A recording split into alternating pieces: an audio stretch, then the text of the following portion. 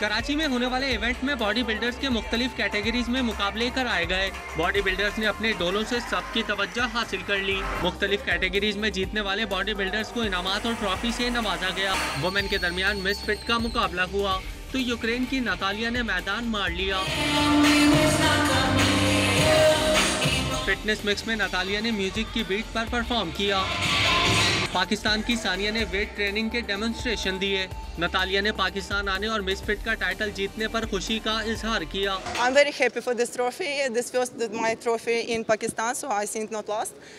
Thank you so much for this experience. Shock for your woman feet because I see it's very fit, very strong, very beautiful. Master class में 65 साल जाफर हुसैन की disco performance ने हाजरीन के चेहरों पर मुस्कुराहटें बखेर दी। शादीशुदा fit खवातीन में भी इनामात तकसीम किए गए। कैमरामैन शफीक दिलशाद के साथ इमरान सिद्दीक, डॉन न्यूज़, कराची।